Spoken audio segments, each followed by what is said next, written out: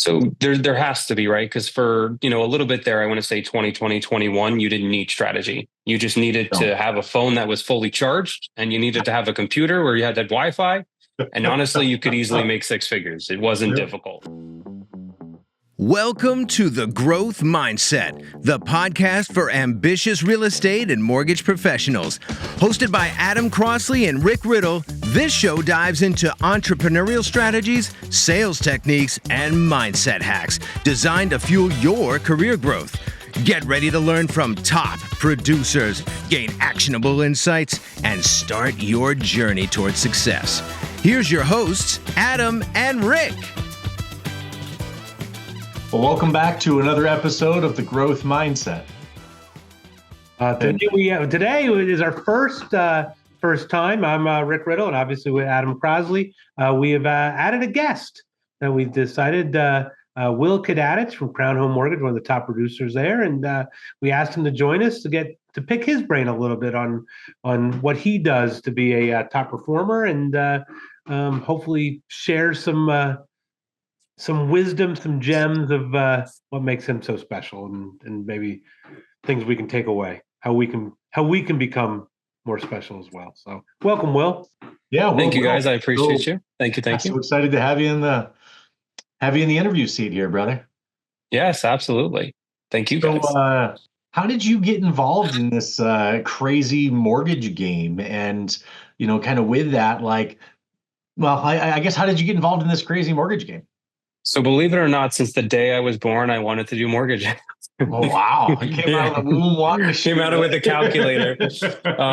That's the thing. Nobody in real estate ever thought they'd be in real estate, but then, we get thrown into it and we fall in love with it. So, so I was, whole plan in my life was to be in criminal justice field. And, I wanted to work as a DEA agent and bust down drug houses. And instead I sit at a desk and get to call people and write a lot of loans. That makes sense, right? That tracks. Yeah, you finance the drug houses. You finance exactly. DSCR loans all day. Went to school for criminal justice. In the midst of waiting to take a civil service test, I had family that was in the mortgage business and kind of did it as a side job to see if I liked it while I waited for the civil service test to come around, because it only comes right every couple of years. In the midst of that, absolutely fell in love with it. Passed my mortgage test the same time that I passed my civil service test, and had a choice to make, and stuck with mortgages. And it's been a great 8-year ride for me that I have no regrets on. Love it every day. I love how it changes, and I can still help people without risking my life. So, well, sometimes it's risky. I mean, yeah. There's a chance I could fall off the desk and land on a pencil or something. I've seen some really frustrated clients before. That is true. That is true. So, but no, honestly, it's a fun job that I think you still get the point across, which is helping people, which is my biggest thing. Yeah. That the criminal justice field kind of shifted from. While, biggest thing you got to do is fund your own retirement. As long as you're smart with that, you can have a lot of fun, a flexible life, and still be able to do really anything you want to do. So, yeah, that's the truth, man. So the name of the podcast is The Growth Mindset. And obviously you're, one of the top producers at Crown Home Mortgage. And so, Rick and I were talking, and, we have both immediately thought about you as a great person to interview because, obviously I've known you personal for a few years now, and you kind of head and shoulders are above a lot of other people because I think you're personally so driven. So talk to me a little bit about what makes Will tick, and what makes you get up in the morning and just and sprint and run and want it. You know what I'm saying? Yeah, no, absolutely. So, one of my disadvantages, I'll say, is, being somebody that doesn't have kids in my early 30s and have been doing this at a high level for, let's call it, the past 5-6 years, is it's very easy to take your foot off the gas just because you don't have to. Right. If I woke up every day and was like, oh, I have 3 kids to feed, a wife at home, this and that, that's kind of a lot of people's driving factor that I don't even know what that feels like. So the thing that I kind of tap into the most is I think about my childhood, and I think about seeing my parents work, 9-to-5 jobs and, live paycheck to paycheck and go on maybe one vacation a year and hope that nothing goes wrong with their car, or God forbid someone gets sick and misses work and doesn't get, overtime that they were looking forward to. Just little things like that where, at a young age, when I turned 13, I got my first job as a dishwasher, and I've never stopped working since, right? I've always paid my own way since then. I've had great help along the way. I've met a lot of great people that have taught me so much that I'm like a sponge when it comes to it. So, my driving factors, I always think back to that point and seeing kind of what they went through, and they're in a way better position now, thankfully. But I've always been one where I want to be prepared for a rainy day. And in my head, I think the worst case scenario on everything when it comes to finances, and I'm super smart about those decisions when it comes to it.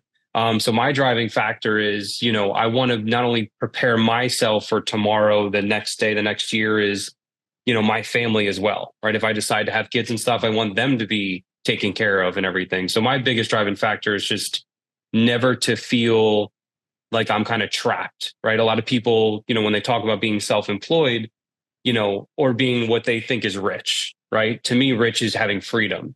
So as long as I wake up and I bust my ass to have that freedom when I want to tap into it, to me, that's like the ultimate driving factor. It's funny, thinking about what you just said is I think of a lot of people think like the growth mindset or people that are entrepreneurial are kind of like Wild West cowboys, right? Like they're coming up with zany ideas and just doing crazy things. And there's a lot of people out there, right? Like the Elon Musks of the world, right? They're, great entrepreneurs, and he's probably more strategic than I'm even giving credit to, but that persona of like, just throwing things up against the wall. And I think you're the opposite of that. I think that, your story is, hey, you know what?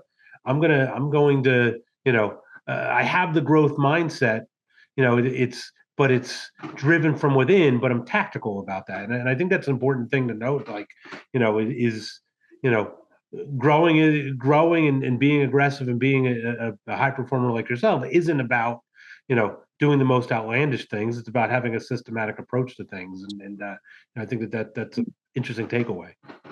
Yeah, well, that's the thing too. A lot of people that get into real estate, I think a lot of them look for the home run every single time, right? Like, oh, well, if I close a deal, I can get a big paycheck. And then they kind of, it's so transactionally driven where when you approach this job as a career and you can find that hunger and keep that hunger, the things you could do are crazy, right? Like every day I wake up and I have to earn a paycheck, right? Me and Adam talk about it all the time where, what we're doing this month, forget what's under contract, forget what's closing. It's, am I talking to a new client today or a new relationship today that's going to give me that money in 30 days, 60 days, 90 days? And as long as you keep that mindset, I think you're always hungry, right? You always got to have some sort of reason when you wake up to go get the next deal or go get the next relationship. But a lot of people that jump into this business because they see the glitz and the glamour of it are the ones that end up falling out pretty quick or get the bad reputation. But when you come into this job and you stay humble and hungry, it's an amazing thing what you could do. So, that's a really good point because it's not hitting home runs every single day. It's just showing up and getting on base every day, right? It's like enough singles stack up where you can systematically just keep scoring over and over and over and over again. And it's not as sexy as the home run, but it doesn't need to be. Exactly. Because it's the blue collarness of what we do, right? It's taking out the glitz and the glamour and the fancy things and just getting down to work. And I kind of relate that back to, you wanted to be a DEA agent, right? It's like, look, this is my beat, this is, and I didn't know that about you, brother. And that's it's kind of cool. Yeah, no. And if you think about that too, like even if we relate it to that career, right? You think of what makes the news, right? Like, oh, they busted down this drug house, $1 million in drugs, all this cash, and that's what they see. But how about the months and months of tactical work that probably went into that, leading up to those 5 minutes that it probably took, to bust down the house and all of that. And you look at mortgages, you're like, oh, this person had 8 closings, 10 closings this month. Oh, that looks great. But they don't realize the 80 hours the one week you put into, hey, I was up till 2:00 in the morning submitting these docs so we can get done the next day, or I lost sleep here, did that there. They just see the Instagram post that might go up and it's just like, oh yeah, look, they're doing their thing. That's cool. But there's a lot of work and stuff that goes underneath it that keeps this going. So absolutely. It's the consistency, right? And a quote I probably even said on this podcast: "A good plan executed is better than a great plan never executed." Right? It's just about a constant rowing in the right direction and rowing forward. And a question I have is there any strategies that you use specifically to consistently hit your numbers as a top producer? So there has to be, right? Because for, a little bit there, I want to say 2020, 21, you didn't need strategy. You just needed to have a phone that was fully charged, and you needed to have a computer where you had that Wi-Fi. And honestly, you could easily make six figures. It wasn't difficult. The one thing that exactly the one thing that I've had to change since then, and one of the biggest things with this job is you have to reinvent yourself constantly, not even yearly, it's almost monthly at this point, what you have to do, because shit that worked last month is not working this month. But the strategies come down to, having a set schedule. One of the easiest things to fall out of with this and kind of being self-employed and have the freedom is if you don't have a set schedule or tasks that you have to do every day, you're going to end up falling off the boat. Right. So with me, I have a set schedule weekly that I try to stick to. And with this job, things come up and fires happen and stuff. But as long as you get the things done every day that you're meant to do, then I think the business always trickulates down. Right. So if it's, hey, on Tuesdays, I'm calling my current pipeline, listing agent, buying agent, the buyers, the attorneys and stuff, as long as I know I get that done, whether I got it done at 9 o'clock in the morning or if appointments shifted it to 12, I know I got it done. Makes so sense. That, so the biggest thing is just having your tasks every day lined up to, ultimately follow your business plan or follow, knowing what you have to get done so that when you go to sleep at night, you don't feel, let's say you didn't get a pre-approval or you didn't have a closing, you still feel successful because you know what you did is going to pay off in 30 days, 60 days, 90 days. So that's my biggest thing is having my set schedule monthly where I know, hey, in the middle of the month, I'm reaching out to my clients from last month that closed, checking in on them. Or, hey, you closed a year ago, the second week of the month, I'm reaching out to those people just to constantly follow that script. And as boring as our job is, Adam, you always talk about this, what we do is super boring. But if we do it consistently enough, that's what pays off. And it's, it reaps benefits. It's counting the seeds you sow, not the plants you harvest, right? I mean, it's, we can always, we can go through seasons of our life like we did in 20 and 21 where it's a bumper crop, right? And it doesn't take much to grow, but if you just plant seeds consistently every day, you're always going to have a harvest. Exactly. So Rick, I think that's the biggest thing is setting that schedule. And the best part about doing that is at the end of the month, you can look back and you can see what worked and what didn't work. I mean, this year, in the middle of the year, I had this epiphany of things that I wanted to do. And next thing you know, I studied it. I wrote a bunch of notes out, really kind of took the time to put it together and reinvented my whole business plan and went over with Adam. And we're like, I think this is going to work. And since then, it's been amazing. I didn't wait till, hey, January, I want to do that. Or, hey, you know what? It's too late. Already in the middle of the year. What's the point to change it? So obviously sticking to the schedule at the end of the month, you can see what didn't work and just make the little changes to it and, perfect the craft. So I have a question. So I think about that, right? And look, and both of you are top producers, and obviously you both have very similar mindsets in conviction, right? You've got to have this plan, be convicted to it, and then just execute. But there's got to be time. It's got to be more than that, right? It's got to be harder than that, right? It's like, and I don't mean harder than that in just doing it, but maybe tell me about a time like where you felt like giving up, that it was tough, that it was like, maybe there's something you can share. Because I bet a lot of loan officers are listening to this podcast or salespeople in general. They have a good plan. They're executing, but it's like that illustration of the guy mining for gold and he turns around and he doesn't get there. Like there's got to be times in your mind that you put a plan in place and didn't get there. Right. And then, what did you do to keep on going, or what were your challenges and did you keep on going, or how did you pivot, or, Yeah, no, that's a great question. So I think kind of that happens at the beginning of every year, right? We always go into the new year and we're like, this is great. I want to make this much money. If I do X, Y, and Z, it'll happen. And a lot of times where I failed was I used other people's business plans, or I used a generic one that I thought, that has to work for me. And that's where I was wrong.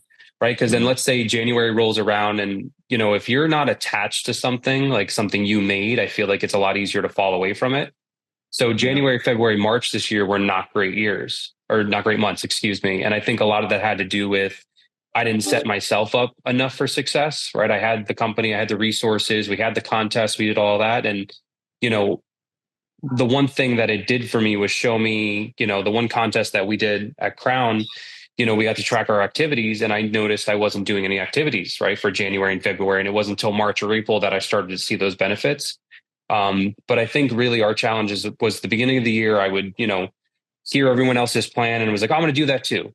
And then I didn't have any passion about it. Where at the beginning, in the middle of this year, when I decided I want to do what I want to do, and I'm going to be passionate about it, and I put together this business plan, Adam can speak on it. When I went over it with him, like, I was proud of it, right? I was like, I put this together. Now it's easy for me to follow because I want to do these things versus me using some other top producer's plan. And not to say their plan didn't work, because everyone, ultimately it's the same exact thing. It's just a matter of how we go about things.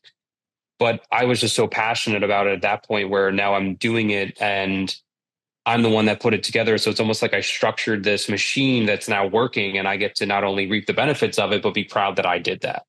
So, I think that's so cool because it's you putting your own flair on it, and it's your own spin, and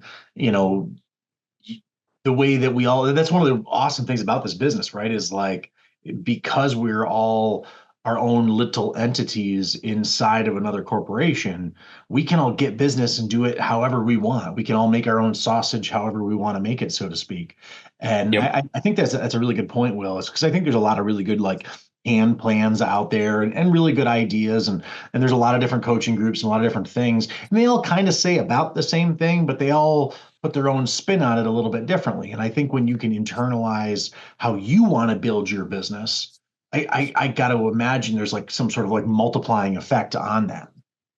Well, yeah. And even if you think about it, like, let's say you're a new loan officer and you're going into the new year, and you listen to a top producer say, I call 50 agents every Monday, but you hate working real estate agents, that plan's not going to work for you.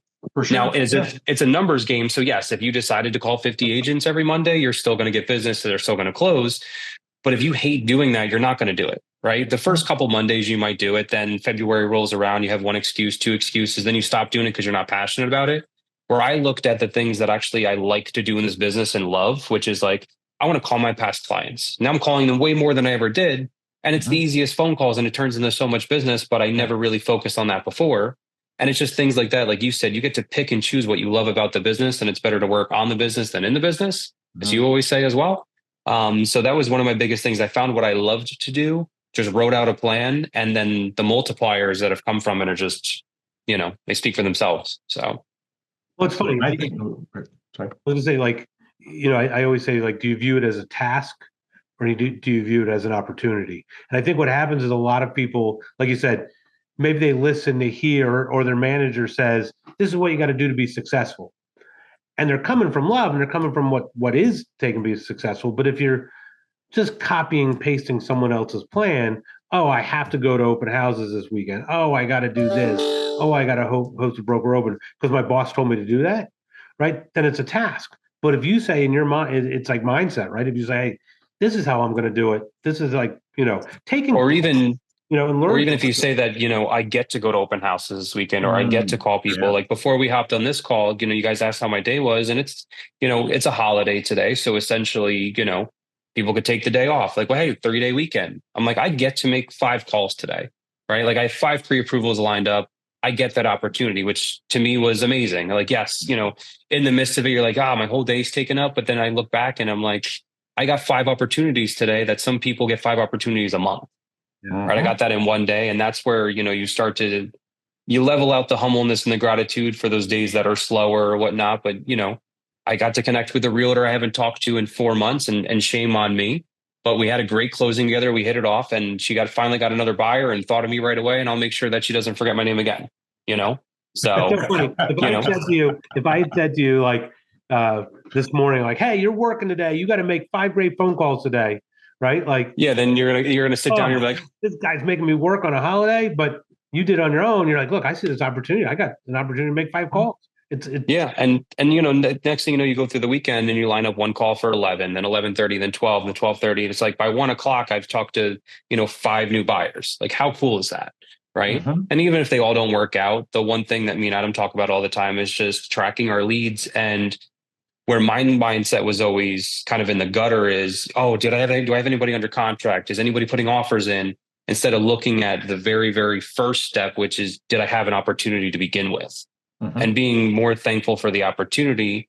And we kind of did the numbers on it with Carl White and stuff. And it's like, hey, every lead you get, how much is that lead worth? Whether it closes or not, there's a dollar sign to it because eventually one will close and you get paid.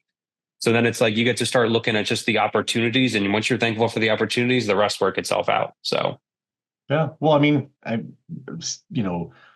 typically you're going to track at 20 to 25%, is generally kind of speaking across the mortgage industry from lead to close. You had the opportunity to talk to 5 people today. You pretty much got a deal guaranteed, Exactly. Yep. That's awesome. Yep. But you get to do that, right? I mean, so that's cool. Yeah, but that's the biggest thing, Rick, like you said, instead of being like, oh, I have to do this, I have to do that, just being like, I get to do that. Right. Because, how many times, like if we think back to even COVID times when it first hit and there was literally no interest rates, you couldn't price anything, there was no loans. At that point, you feel like you're like, oh, wow, like there's not even an opportunity for me to write a loan right now if I wanted to.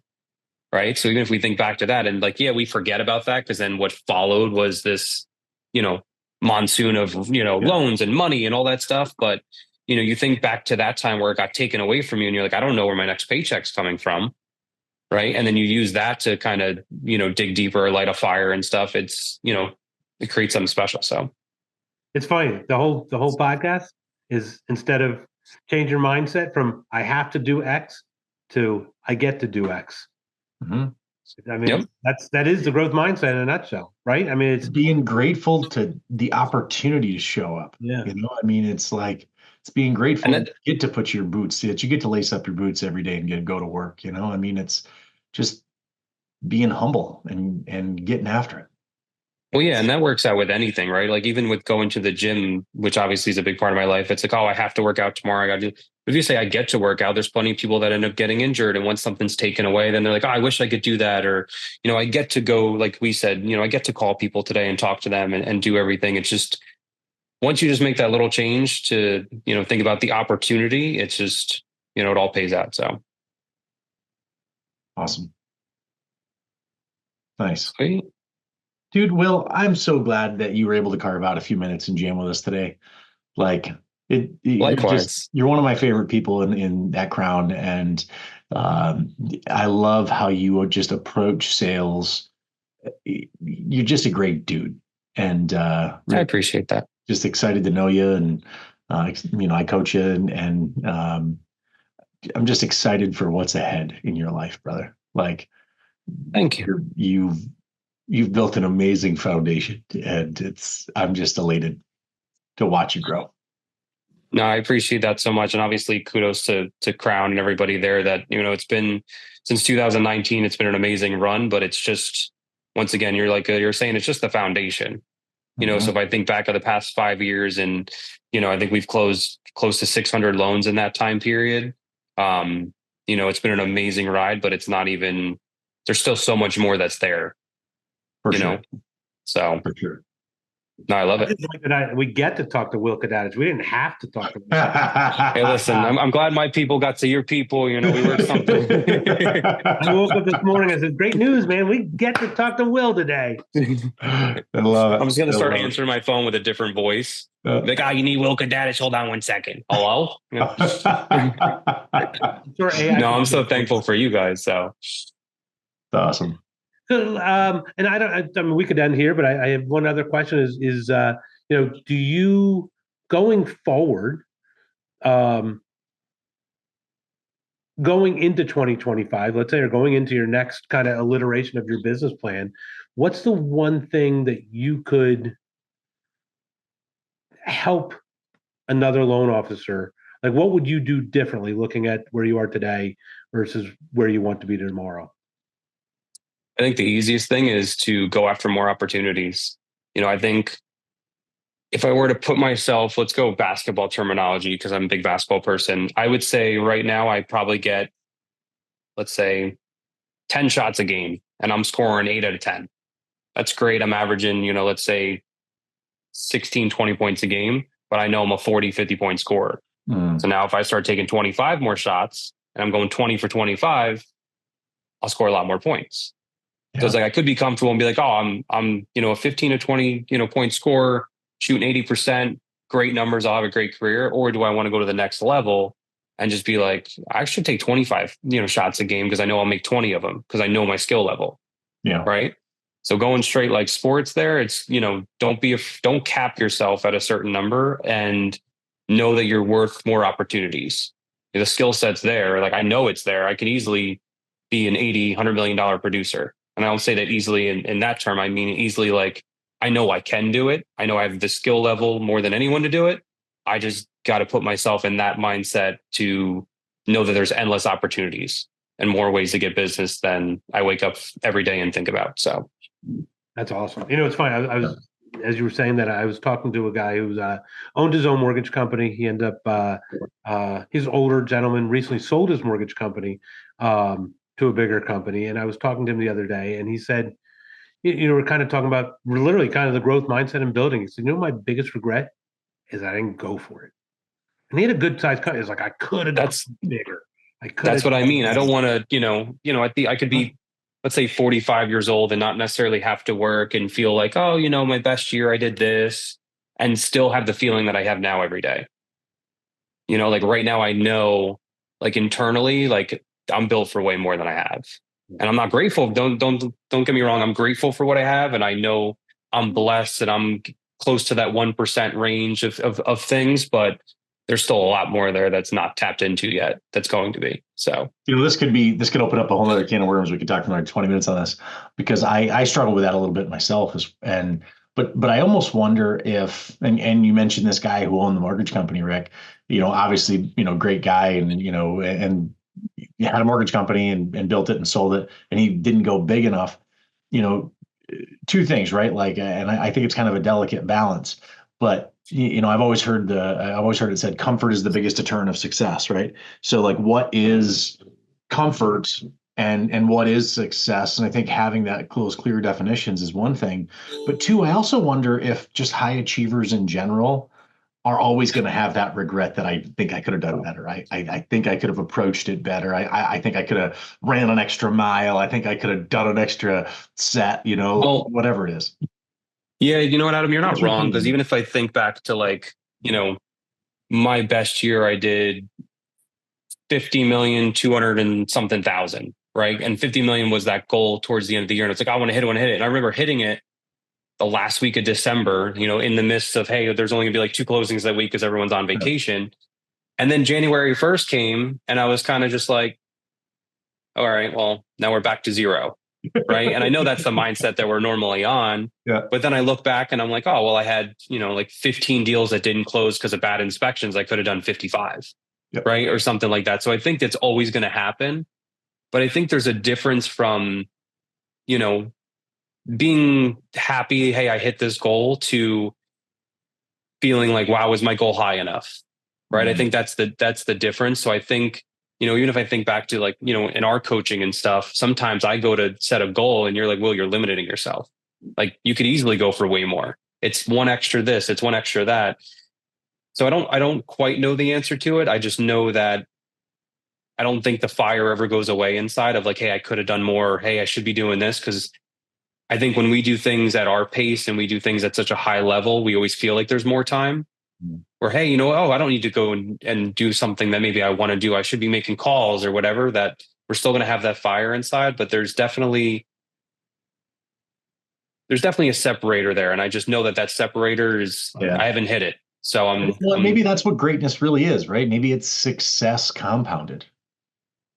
Yeah. It's the compounding effect over a lifetime of achievement, like of just ringing the bell year after year after year after year. And then it's like head and shoulders above, all of the competition. I was saying the goal line isn't the finish line. Yeah. I think what happens, a lot of people set goals in sales and they get to it and they go, and then they stop. Yeah. But they stop running. And I think I think Will and Adam, I think that I'll call it the growth mindset, is you get this goal, no matter whether it's obtainable, not obtainable, whatever, you get there and you're like, you know what, I'm going to run a little bit more. right? And it's like Forrest Gump, right? When he's running at the end, he's like, and I just kept on running. I kept on running. And I think that's where it's good to have goals, but it doesn't end at the goal. You want to achieve the goal, then push to the next goal, the next goal, the next goal, whatever. Well, that's the true separator, right? Because you have people that hit a goal and they're just like, yeah, I did it. Next thing you know, they take a month off, 2 months, and they're like, but I hit my goal. Where any goal that I've ever set for myself and hit, the satisfaction is never quite what I thought it would be, right? Like there's not like this, yeah, I did it. Like, this is great. Like there's, the confetti's dropping. This is amazing. To me, it's always like, oh, I hit it. And then you kind of look around and you're like, well, all right, well, let's go get the next thing. Right. And I think that's what separates the real difference from the people that could do the 5% to 1% is once you hit that goal, like there's the fire does not go out. If anything, the fire burns a lot more because you're ready to go hit the next thing. So, yeah. It's truth. Yeah. Nice. Well, Will, I've really enjoyed picking your brain here today on this episode of The Growth Mindset. And dude, you're just a stud. And I really so excited to know you and thank you again for coming on the show. Right back at you guys. Thank you as always. And thank you both for what you do for me. So I appreciate you. We're here. We're just we're in the shadows of you. We're right behind you. We're watching. Hey, even the Ninja Turtles had a Master Splinter. That's all I'm gonna say. Oh, I love it. That's all I'm gonna say. Awesome. Cowabunga. You've been listening to The Growth Mindset, hosted by Adam Crosley and Rick Riddle. Don't forget to subscribe, leave a review, and share this episode with your colleagues. Stay tuned for more actionable insights to fuel your career success. Thanks for listening, and we'll see you next time. The views and opinions expressed in this podcast are personal and do not necessarily reflect the official policies, positions, or opinions of Absolute Home Mortgage Corporation or Crown Home Mortgage. The content is intended for informational and entertainment purposes only and should not be considered professional advice or an official endorsement by either organization.